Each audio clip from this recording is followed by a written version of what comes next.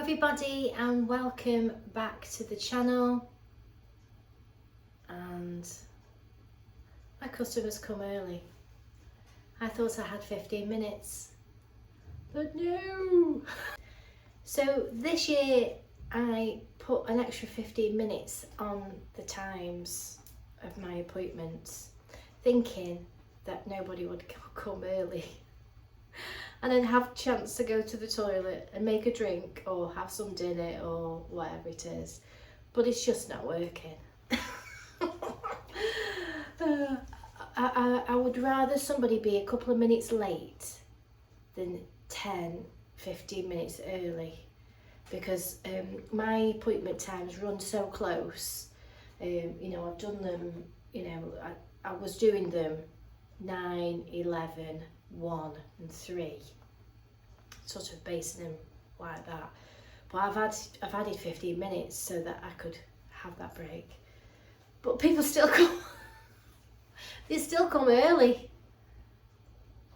I don't know how to explain it to my customers to just come on the time, because believe it or not, I can do a lot in 5 minutes. You know, I can make a brew, I can clean up, I can do a lot, because that all includes my cleaning time as well. So, but it's a little bit more difficult here in the salon, because the council gave me a certain, they gave me hours to work at, and where possible I do work, you know, but it limits me as to how many dogs I can groom a day. Whereas when I was down at the salon, I had areas to put the dogs, so if I finished one and another one had come early, I could then start the dog and what have you. I never got a break down there either, just because it was just a continuous flow. It was sort of eat on the go, and most people that you know, working in busy salons, you'll understand where I'm coming from. But it is most important that you do in this job, you know, you keep hydrated and you're able to go to the toilet, and you know, I adore my customers, and they're that eager to come, and you know, it's brilliant. But I do need to go to the toilet. And I don't like to leave the dogs unattended in here, because although I'm locked and I'm secured, you know, they could knock something off when I'm not in here. So I always make sure that I do everything before the customer comes. The customer comes early, I don't leave the dog. Yeah, and you know, if my partner's at work, which he is most of the time, and my son, you know, it's not like I can just be, can you just come and watch this dog? Because we don't do that. I just work alone. So so the actual reason, sorry, I've gone off a tangent again. I'm just letting Chester here chill out. I just wanted to talk to you about somebody trying to get, it was my partner. He's trying to fix my finishing dryer hose. For some reason the pipe has expanded, so it won't fit on the hair dryer for me to tighten up, because it's expanded away from, but I'll show you after. I'll see whether he's able to do it. He's a bit of a whiz at these things, so I've given him a little task. So I just wanted you to talk to you quickly about, eventually she gets to the actual point, is my essential oils that I use. There are certain you know, oils and things that you wouldn't use, like orange oil and different things like that. If you Google it, you can see which oils are to be avoided.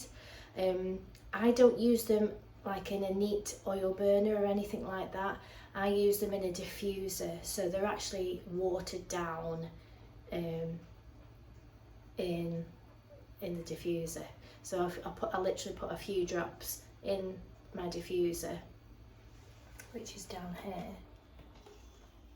No, it won't show you. I'll flip it around. So it's there. I don't know if you can see the little bit of vapour that's coming out there. Yeah, it's just like a little bit of lavender. Now, lavender in itself is toxic to dogs and cats. Very, very toxic to cats. But as aromatherapy, it works completely different. So obviously it works with they smell in, and then it'll work with their neurotransmitters, so when the dogs get anxiety and they get the sort of overstimulated, the lavender works to calm. So it's sort of how do I say, it relieves the symptoms of the anxiety and sort of blocks those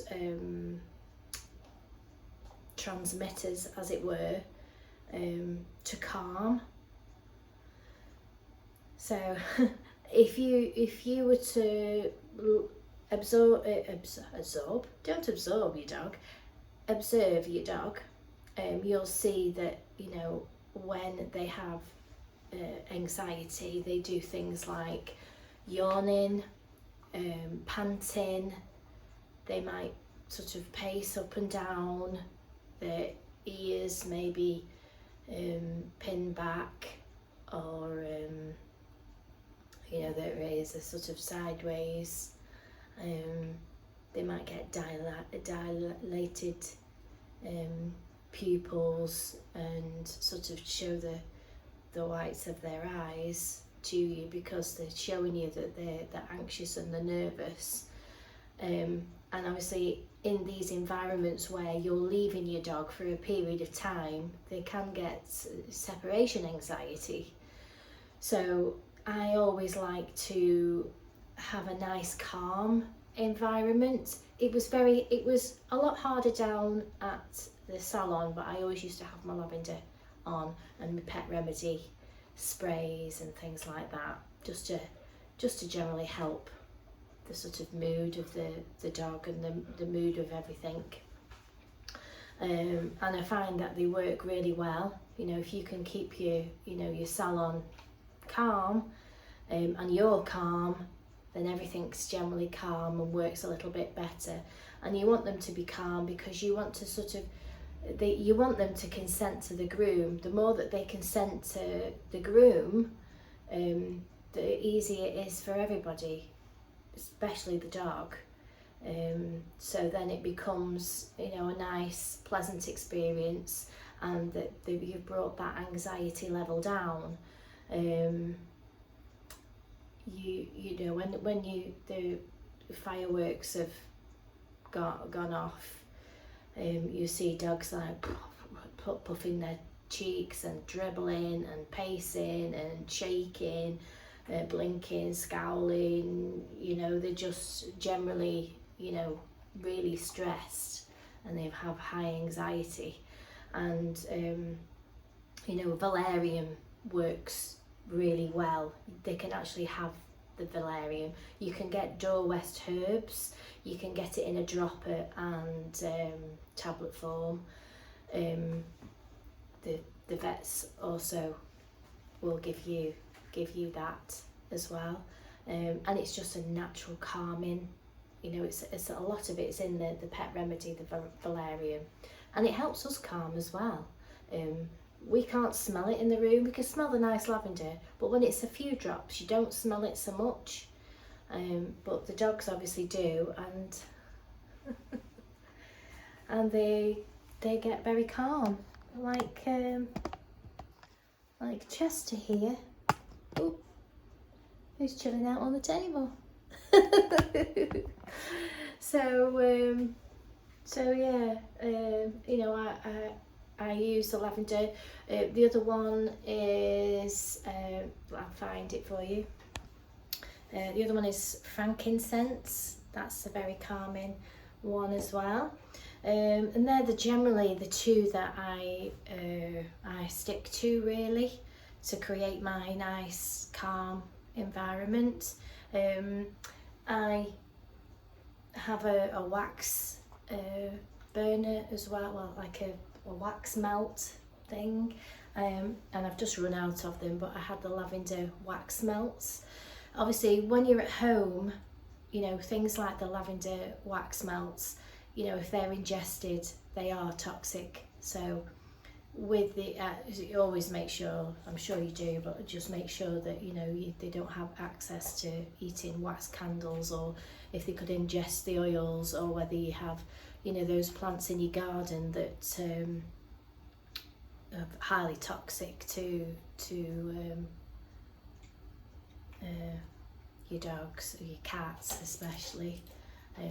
However, I do like the lavender plants, and I do have them in pots in my front garden. I don't have them in my back garden, just as I get a lot of sun here, and when they flower, you know, they're very fragrant, so it's quite a nice smell when the dogs are coming in. That's the reason why I've got them out there. And my cat doesn't really bother with things like that. I think dogs are more likely to, they like chewing on grass and such like, don't you? You like chewing on grass. Anyway, yeah, it's just something that I want to touch on. I also have a few more calming elements. I do have my my crystals and things like that. You know, I have little crystals which are, you know, they're meant to help with the different energies in the room, and you know, I've got amethyst, and I've got other ones that just are meant, they actually make me feel, I like looking at them. I have them there, and it just, you just create your own calm environment. I was given I've got a lady that is a customer who she does like meditations and things like that, which I've always wanted to do, but I've never had time to do. Anyway, she made me this little and I can't remember what the name is. I'll find out what the name is, but she's made it, and it's meant to help with, you know, positive energy. So I have it in the window, and I've been growing some little citrus plants, and since I've had that, they've sprouted. You won't believe. They were looking a little bit pathetic, but now look at them now. There was like 2 leaves on them, and since I've had that, and I have them surrounded around, you know, with crystals around, and my plants in the window have just seemed to have sprouted. I do like little bits of plantage. It's good for the oxygen in the room as well. Oh, you've eaten the treat. You want to eat it before? He's found a treat when he came in, didn't you? Found a treat when he came in, but you didn't eat it. And but I said he's thinking about other things. So yeah, that's the reason why I use, you know, the calming solutions in the room. I do have a plug-in in the back room, so I have lavender in here, and I have the pet remedy in the back as well, because a lot of dogs get stressed with hair dryers and things like that. So yeah, and even in a busy salon, you can create, you know, it is possible to create, you know, calmness. Isn't it? Well, I'm going to get Chester in the, yes, you. I'm going to get Chester in the bath now, and I will talk about it a little bit later on. So I've just been doing bits and bobs throughout my day today. It's been a busy old day. Thank you to the subscriber that asked for this topic, to talk about how we keep the dogs calm. It's all go today, I'll tell you. So I've just got my last dog of the day. You have met Murphy before. There he is. Murphy. He's so shy. Can't tell you how shy he is. Look. Oh, shy. Hey. He hates coming in. But once he's in, he's okay. But it's just the fact they don't want to leave their owners. They know that this is a place where I'm going to get left for 2 hours. So they soon learn. So anyway, yeah, I just like to keep my whole salon calm. And obviously there's other factors, you know, my crystals and my calming things, and obviously, and they keep me calm, which then keeps the dogs calm. I'm working on a one-to-one basis so I can keep everything calm, and just keep everything on a low key, and just, you know, I don't rush into, you know, putting them in the bath when they come. You know, I'm not rushing. They can go to the toilet if they need to. There's water there outside if they need it. You know, and we just take it at a steady pace. I mean, 2 hours sounds a long time, but when we're, you know, taking breaks, and you know, it takes a long time to do good preparation. So, you know, if you're rushing doing the drying, you don't really get the nice finish that you want. So I just like to take my time doing anything. I don't like to rush. So yeah, it's just like an accumulation of keeping calmness. So yeah, your essential oils and your crystals and the lavender, and I've got my wax melts, and I've got my pet remedy as well, which is good for the cats as well. And obviously, you know, it's fine as an essential oil. Obviously, you need to keep it away from the dogs so they don't eat it, because then it does become toxic. So yeah, that was just my take on you know, keeping calmness in the salon. And obviously with the dogs coming regular, they're in a regular routine, and everything's familiar. I'm familiar, the routine is familiar, the place is familiar, and it all, you know, goes with keeping the whole situation calm and enjoyable.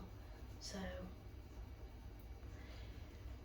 yeah, so that was just my chit chat of a mishmash of a video today. I'm just going to let Murphy go out for a wee, and I'll actually tell you about my lovely talented partner has fixed my dryer, so I'll just tell you about that quickly before I leave. We'll see if he wants a wee. You want a wee, Murphy? Murphy.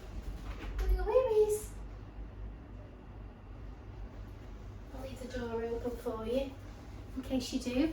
So, if you just come over here with me, let me move my jacket. I was a little bit nippy before. You want to go out? Right, so this is my stand dryer that you've seen. It is the Muttney's dryer. It's variable speed. I can have it as a blaster dryer, and I can have it as a finishing, so it's a bit of a combination. But what happened, you might be able to see, is it heated up and this bit expanded. So because it expanded, it wouldn't fit in that little round thing there, because there's a little round thing that it sits in.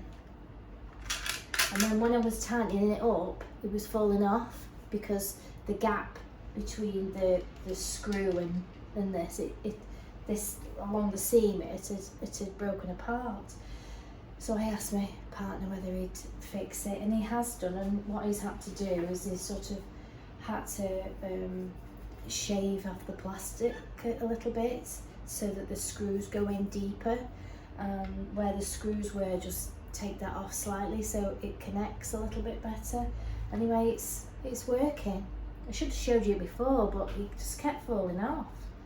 I mean, it's not 100% perfect. You can maybe see if I take it off a minute. I like to keep it on now. Can you see where it, well, let me see. Can you see there where it, you see there where it warped? See here? But it was quite, you can see it doesn't quite match now. You see there along here. That's the best that it's going to get. So I am going to see whether they actually do spares. It'll be interesting to see whether they do, and I shall let you know if they do spares. But I generally use this as just a finishing dryer. I use my blaster for the blasting in the bath and on the table, and then I blow the finishing dryer towards them, so I've got sort of double the warmth around them, and then I finish off with the finishing dryer when I'm lifting up. So yes, I had to use it without the nozzle. So when you want to point it in a direction, you lose everything. So yeah, he's fixed it anyway. He's very good at handy stuff. He does all the brushes inside my dryers. He finds out the correct brushes, because inside there's like little carbon brushes that sort of wear down after so many hours, like 700 hours. They wear down, and then your dryer doesn't work, so you have to replace the brushes that are inside. So he does all that kind of maintenance for me, which is a godsend, because not many people do that kind of thing, and you end up throwing your dryer away because you think it's broken. It's not. It's the actual brushes. That's all that needs replacing. So if we ever do, does it in my, well, not up here as well, if we ever get to the situation where I need to replace the brushes, I'll see whether he'll let me do a little bit of a video of how to replace them. They're not easy to do, but they are doable, and it means that you don't have to send your dryer off, and if you've got somebody handy that will help you if you're not able to do that, then I've told him he needs to start a business doing it, because it's saved me a lot of dryers, just replacing the brushes. There's been many a dryer gone in the bin over time. So yeah, he's fixed it, so I'll get Murphy in the bath, and I hope you enjoyed this video. I hope it all makes sense. It's a little bit of a mishmash of a video. Thank you to everybody that's subscribed and is watching. The watch hours are going up. It's fantastic. Thank you for all your likes, because the more likes we get, the more our channel will be seen. So, and I'm just going to switch this around so you can see Murph's just chilling on the floor before we get in the bath. There he is, having a bit of a chill out. Aren't you, Murph? Are you going to get in the bath? He says, no, not today, thank you. So yeah, that's our calmness video. Thank you very much to the subscriber who named the topic. I think the next topic will be ears. So I'll see you for that. I'll see you very soon.